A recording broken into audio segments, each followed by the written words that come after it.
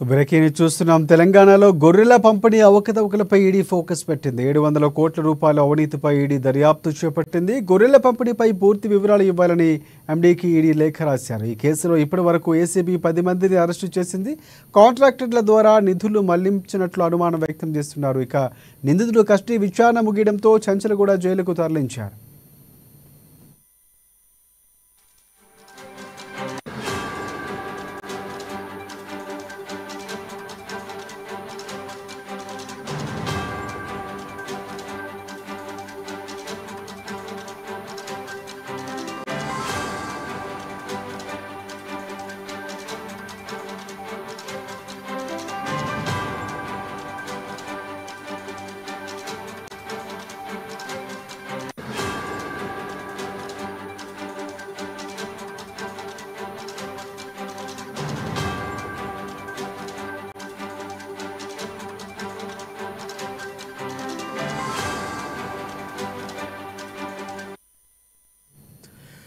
Right. తెలంగాణలో గొర్రెల పంపిణీలో అవకతవకలపై ఈడీ ఫోకస్ పెట్టింది. 700 కోట్ల రూపాయల అవినీతిపై ఈడీ దర్యాప్తు చేపట్టింది. గొర్రెల పంపిణీపై పూర్తి వివరాలు ఇవ్వాలని ఎండీకి ఈడీ లేఖ రాశారు. ఈ కేసులో ఇప్పటి వరకు ఏసీబీ 10 మందిని అరెస్టు చేసింది.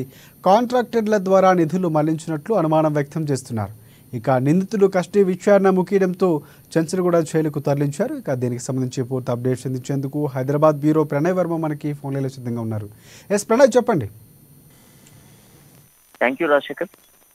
గొర్రెల పంపిణీలో జరుగుతున్నటువంటి అవకతవకలకు సంబంధించిన నేపథ్యంలో కూడా పూర్తిగా కూడా ఆరోపణలోనే దాదాపు 700 కోట్ల రూపాయల వరకు కూడా ఇందులో పెద్ద ఎత్తున కూడా మృతులు అందాయి అన్నటువంటి వాదనలు కూడా మనం వింటాం. అయితే గతంలో దీనికి సంబంధించినటువంటి ఏదైతే ఈ గొర్రెల పంపిణీ కార్యక్రమానికి సంబంధించి పూర్తిగా కూడా ఈ పంపిణీ కార్యక్రమంలో ఏసీబీ ఇద్దరిని కూడా కస్టడీకి తీసుకున్న నేపథ్యంలో కూడా పూర్తిగా కూడా ఈ పశువు సంరక్షణకు సంబంధించినటువంటి సీఈఓగా ఉన్నటువంటి రామచంద్ర నాయక్ తో పాటుగా మాజీ ఉన్నటువంటి లక్ష్మణ్ కుమార్ ను కూడా ఏసీబీ అధికారులు దాదాపు 3 రోజుల పాటు కూడా విచారించడం జరిగింది. ఈ నేపథ్యంలో విచారణకు సంబంధించినటువంటి పూర్తి సేకరణ కూడా చేయడం జరిగింది.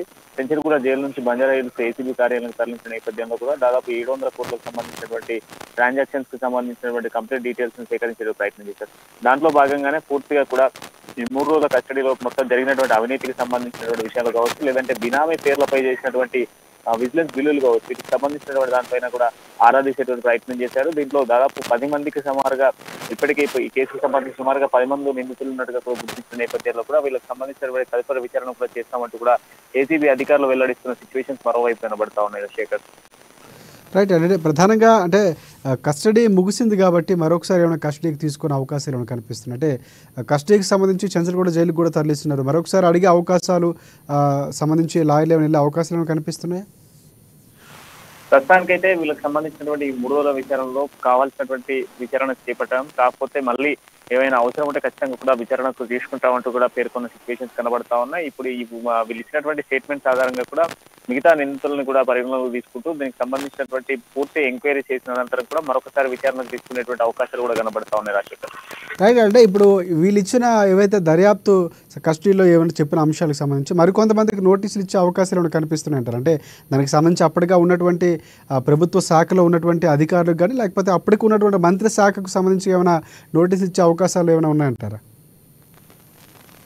ఇప్పటి వరకు దాదాపుగా కూడా 10 మంది నిందితులుగా పరిగణలోకి తీసుకున్నటువంటి వాళ్ళకి సంబంధించి మరికొందరి కంటే మరొక 5గురికి కూడా నోటీసులు ఇచ్చేటువంటి అవకాశాలు కనబడతా ఉన్నాయి. దీంట్లో నిందితులుగా పరిగణలోకి తీసుకున్నటువంటి కొందరు ఎవరైతే ప్రస్తుతం ఉన్నటువంటి మాజీ సీఈఓగా ఉన్నటువంటి వ్యక్తులు కావచ్చు, లేదంటే మాజీ డైరెక్టర్లకు సంబంధించినటువంటి వ్యక్తులకు సంబంధించి కూడా నోటీసులు ఇచ్చేటువంటి అవకాశాలు కనబడతా ఉన్నాయి. దీనికి సంబంధించి దాదాపు పంపిణీ కార్యక్రమాల్లో అవకతవకలతో పాటుగా అందులో చేసినటువంటి డీడీలు ఏవైతే ఉన్నా ఆ డీడీలో కూడా అవకతవకలు జరిగాయి. ఎవరైతే సామాన్యునికి అందాల్సినటువంటి గొర్రెల పంపిణీకి సంబంధించినటువంటి నేపథ్యంలో చాలా వరకు కూడా అవకతవకలు జరిగాయి. దీంట్లో కంప్లీట్ గా కూడా ఆధారాలు ఉన్న నేపథ్యంలోనే ఏసీబీ ఆదాయం ఇచ్చినటువంటి పూర్తిగా కూడా ఉన్న నేపథ్యంలో కూడా కంప్లీట్ గా 700 కోట్ల రూపాయల ట్రాన్సాక్షన్స్ ఏ విధంగా చేశారు, దాంతో పాటుగా ఇందులో ఉన్నటువంటి బినామీ పేర్లకు సంబంధించి బినామీ వ్యక్తులకు సంబంధించినటువంటి ఆధారాలు కూడా సేకరించేటువంటి ప్రయత్నం చేస్తాం. ఈ నేపథ్యంలో మరికొందరికి కూడా నోటీసులు ఇచ్చేటువంటి అవకాశాలు కూడా కనబడతా ఉన్నాయి. Thanks for updates Pranay.